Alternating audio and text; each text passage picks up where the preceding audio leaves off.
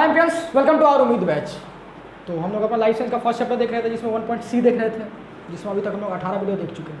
आप वो सब वीडियो देख के आइए तो फिर ये 19 नंबर हम लोग वीडियो देखने वाले हैं। ठीक है, अब हम लोग लास्ट टॉपिक 1.C के लास्ट टॉपिक की तरफ मूव कर चुके हैं। अपना जो पिछला टॉपिक था वो उसमें उन्होंने पैनक्रियास पे बात कर लिया था, पूरा अच्छा से चर्चा कर लिया था। मनुष्य के अंतःस्रावी ग्रंथियों पर हम लोग बात कर रहे थे, अंतःस्रावी ग्रंथियों द्वारा निकलने वाले हार्मोन्स पे बात करते हैं। आज हम लोग लास्ट टॉपिक जो है जननांग द्वारा यानी गॉन्ड्स जो होते हैं, यानी जो हम लोग का सेक्सुअल पार्ट्स होते हैं, उनके द्वारा हम लोग का कौन सा हार्मोन निकल रहा होता है उस पर हम लोग आज चर्चा करने वाले हैं। ठीक है, तो सबसे पहले आज जो हम चर्चा करने वाले इस वीडियो में, इस पे वो देखिए हम लोग अंडाशय पे बात करने वाले, ओवरीज पे, यानी फीमेल हम लोग का जो होता है फीमेल गॉन्ड्स होता है, यानी फीमेल जो हम लोग का सेक्सुअल पार्ट होता है उस पर हम लोग चर्चा आज करने वाले हैं। समझ में आई?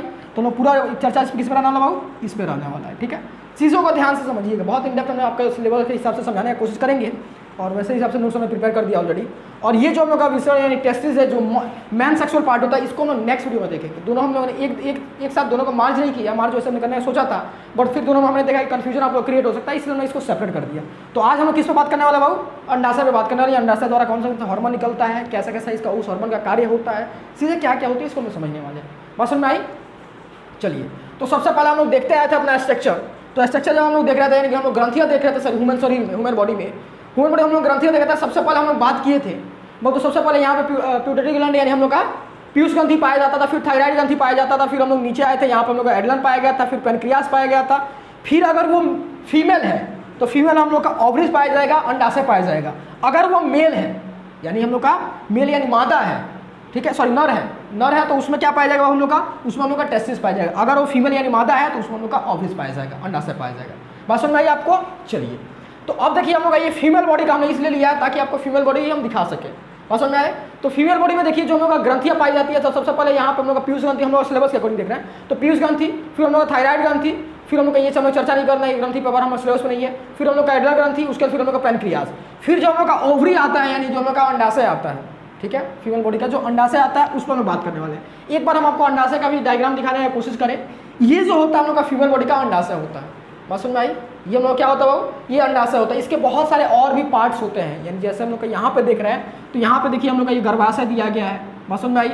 ये हम लोग का ग्रीवा दिया हुआ है, ये हम लोग का योनि दिया हुआ है। ऐसे हम लोग का बहुत सारे और पार्ट्स होते हैं, लेकिन हम उन सब पार्ट्सों को उतना डेप्थ में नहीं चर्चा कर रहे क्योंकि आपको सिलेबस में नहीं है बाबू। ठीक है, जस्ट हम ये आपको ओवरऑल आइडिया दे रहे हैं कि अंडाशय क्या होता है। बात समझ में आया? ये हम लोग का जो होता है ये ट्यूब होता है, इस ट्यूब द्वारा हम लोग का क्या होता है, एक जो फर्टिलाइज होने के बाद सीधे ट्रांसपोर्ट होता है, उसे तो आगे पढ़ना है आपको। ठीक है, जब रिप्रोडक्शन पढ़ेंगे तो वहाँ पर हम लोग अगर सिलेबस पढ़ा तो हम लोग चर्चा करेंगे वहाँ पे। ठीक है, जनरल देखिए ये हम लोग का अंडाशय होता है यानी ओवरी होता है। एक जस्ट रफ आइडिया आप ले लीजिए, दिमाग में आपका इमेज बन जाना चाहिए क्या चीज़ है। समझ में? फिर हम लोग चर्चा करने वाले। तो हम लोग किस पे बात करने वाला हो कि जो हम लोग का फीमेल का जो हम लोग का सेक्सुअल पार्ट होता है यानी हम लोग का जनन ग्रंथि होता है महिलाओं में यानी फीमेल में, उसका हम लोग कौन सा जनन ग्रंथि होता है, वो हम लोग का अंडाशय होता है यानी ओवरीज होता है। ठीक है, अब इसके द्वारा हम लोग कौन कौन सा हार्मोन निकलता है उस पर हम लोग चर्चा करने वाले हैं। ठीक है, पहला हम लोग को निकलता है वो ओजोस्ट्रोन। कौन सा निकलता है वो? ओजोस्ट्रोन निकलता है। बात समझ में आई? अब देखिए ओजोस्ट्रोन की हम लोग को सबसे पहले उत्पत्ति देखते हैं। तो उत्पत्ति स्थल क्या है बाबू, या ओवरी यानी अंडाशय यानी इससे निकल रहा होता है। ठीक है, अब इसका किसी एक स्पेसिफिक पार्ट से निकलता है, उस पार्ट का नाम क्या हुआ हम लोग का, ग्रेफियन, और हम लोग का फॉलिकल, ग्रेफियन फॉलिकल। क्या नाम है उसका, उस पार्ट का ग्रेफियन फॉलिकल। अभी बस आप एज्यूम कर लीजिए, याद कर लीजिए। ठीक है, अब इस पर हम डेप्थ में इतना चर्चा नहीं किया सकते कि इसमें अंदर बहुत सारे पार्ट्स पाए जाते हैं। ठीक है, उसको हमें चर्चा नहीं करना है। ठीक, अभी बात समझिए कि जो हम लोग का उत्पत्ति स्थल यानी ओजोस्ट्रोन जो हार्मोन होता है हम लोग का, ओजोस्ट्रोन हार्मोन कहाँ से निकलता है बाबू, या ओवरी के ग्रेफियन फॉलिकल द्वारा सर्वाइव होता है, यानी ग्रेफियन फॉलिकल से हम लोग का निकल रहा होता है। बात समझ में आई?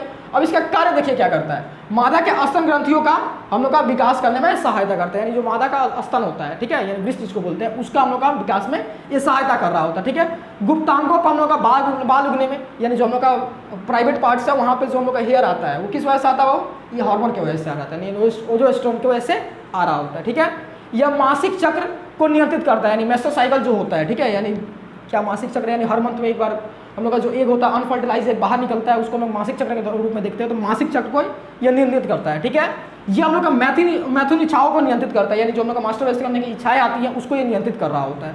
ठीक है, गौण लैंगिक लक्षणों का विकास करना, यानी जो सेक्सुअल कैरेक्टर्स है, ठीक, उसका हम लोग जो सेक्सुअल इच्छाएं आती है उसको हम लोग क्या करता है, इस सब चीज़ों को विकास करता है, सबको नियंत्रित करता है। बात समझ में आई? अब देखिए हम लोग की इसकी अधिकता देखते हैं। इसकी अधिकता क्या होती है, ओजोस्ट्रोन की अधिकता से क्या होती है। औरतों के चेहरे पर हम लोग का फीमेल हम लोग का फीमेल हार्मोन है, सेक्सुअल हार्मोन फीमेल है तो फीमेल पे इफेक्ट पड़ेगा। ठीक है, औरतों के चेहरे पर मूछ दाढ़ी निकल आती है, यानी जो फीमेल बॉडी होती है उस पर अगर इसकी अधिकता हो जाए तो क्या होता है हम लोग का मूछ दाढ़ी आ जाता है। मैन में तो ठीक है, मैन में तो ऑलरेडी जो हम लोग का हार्मोन होता है वो इफेक्ट उसका डालता है कि हम लोग में आना ही है। लेकिन अगर ये जिस फीमेल में अधिकता होगी उस फीमेल के चेहरे पर क्या होता है, औरतों के चेहरे पर मूछ दाढ़ी निकल आती है। समय से पहले गौण लैंगिक लक्षण प्रकट होने लगते हैं, यानी जो हम लोग का लैंगिक लक्षण है वो समय से पहले ही प्रकट होने लगते हैं। बस समझ में आई। और इसकी कमी से क्या होता है, अपोजिट है, गौण लैंगिक लक्षणों का विकास नहीं हो पाता है, प्रजनन क्षमता कम हो जाती है, मासिक चक्र अनियमित हो जाता है। यानी जो हम लोग का मेंस्ट्रुअल साइकिल होता है उसका एक नियम होता है, एक नियमबद्ध चलता है। ठीक है, यानी कुछ पार्टिकुलर डे के गैप पे भी वो सब चीज़ें होती हैं। अगर वो चीज़ अगर इसकी कमी हो जाए, प्रोजेस्टेरोन की कमी हो जाए तो क्या होता है, वो अनियमित हो जाता है, यानी वो पार्टिकुलर एक शेड्यूल में नहीं चल रहा होता है। बात समझ में आई। और प्रजनन क्षमता कम हो जाना, यानी अर्थात अपने जैसे संतान उत्पन्न करने की क्षमता कम हो जाती है। ठीक है, बात समझ में आया। और ये हम लोग का लैंगिक गुण को, यानी जो हम लोग का सेक्सुअल कैरेक्टरिस्टिक्स है उसको विकास करने में कम करता है। बात समझ में आई। ये हम लोग का ऑजेस्ट्रॉन था, जो हम लोग का फीमेल ओवरीज से पहला हार्मोन निकलता है उसको क्या बोलते हैं, वो ऑजेस्ट्रॉन बोलते हैं। ठीक है, ऑजेस्ट्रॉन पहला हार्मोन होता है जिसका हम लोगों ने देखा कि पहला हार्मोन कहाँ से निकल रहा होता है, ये ओवरी के ग्रेफियन फॉलिकल द्वारा निकल रहा होता है। इसका हम लोगों ने निम्नलिखित कार्य देखा और इसकी अधिकता से हम लोगों ने देखा कि क्या क्या हो रही है और कमी से देखा क्या हो रही है, यानी फर्स्ट वाला हार्मोन हमारा क्लियर हो गया। अब सेकंड हार्मोन पर हम लोग चर्चा करें बाबू, तो सेकंड हार्मोन क्या है हम लोग का, प्रोजेस्टेरोन है। क्या हो, प्रोजेस्टेरोन। ठीक है, अब प्रोजेस्टेरोन देखिए क्या होता है, या ओवरी के कार्पस लुटियम द्वारा संवाहित होता है, यानी हम लोग का ओवरी का एक पार्ट आता है, कार्पन लुटियस बोलते हैं, सॉरी कार्पस लुटियस। क्या बोलता है वो, कार्पस लुटियस। यानी जैसे ये पार्ट है, ये पूरा हम लोग का ओवरी है, इस ओवरी के अंतर्गत हम लोग का पूरा जो हम लोग का ये स्ट्रक्चर है, ये फीमेल का हम लोग का जो जनरल ग्रंथि होता है वो ग्रंथि है। ठीक है, जनरल पार्ट है हम लोग का। अब इस पार्ट के अंदर हम लोग का ये पाया जाता है कार्पस लुटियस। ठीक है, कार्पस लुटियम जो बोलते हैं हम लोग, कार्पस लुटियम द्वारा संवाहित हो रहा होता है। बस हमें ये कहाँ से निकल रहा है, ओवरी के कार्पस लुटियम द्वारा। ठीक है, और देखिए इसका कार्य क्या होता है, गर्भाशय में अंड या अंडाणु जिसको बोलते हैं हम लोग, ठीक है, अंड या अंडाणु बोलते हैं, तथा भ्रूण के विकास में सहायता करना।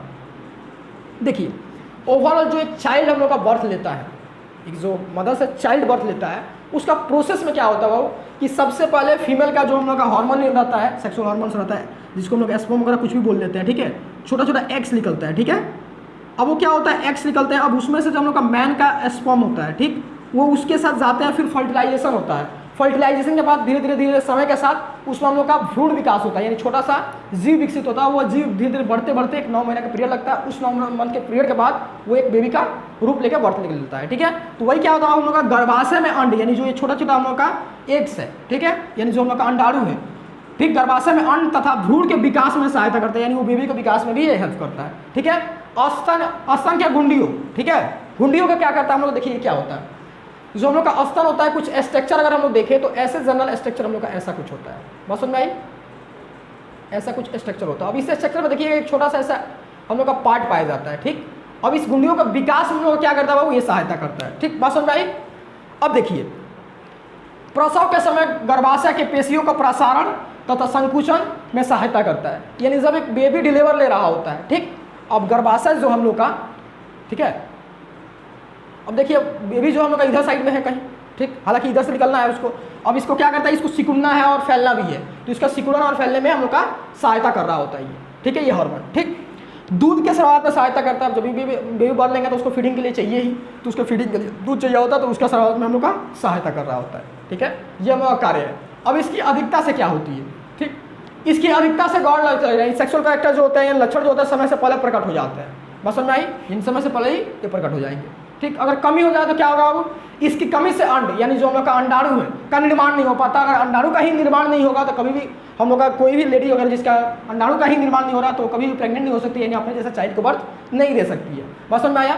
ये गर्भाशय के गर्भ धारण करने की क्षमता कम हो जाती है, यानी गर्भाशय का भी गर्भ धारण, बात वही है। ठीक है, प्रसव में अगर मान लीजिए किसी तरह से वो, हालांकि बहुत कम मात्रा में कमी हुई है, अगर वो प्रेग्नेंट हो जाती है उसके बाद क्या होगा, गर्भाशय गर्भ धारण कर लेती है, उसके क्या होगा प्रसव में, यानी जो हम लोग का बेबी बर्थ लेना है तो उसमें प्रसव का समय क्या होगा, गर्भाशय के पेशियों में संकुचन नहीं होगा और प्रसव सिंग नहीं हो पाएगा, यानी बच्चा जल्दी जन्म नहीं ले पाता है। ठीक है, जिसकी वजह से क्या होता है हम लोग ऑपरेशन वगैरह का सहायता लेना पड़ता है। ये ओवरऑल हम लोग का 2 हार्मोन के बारे में चर्चाएं थी। बात समझ में आई।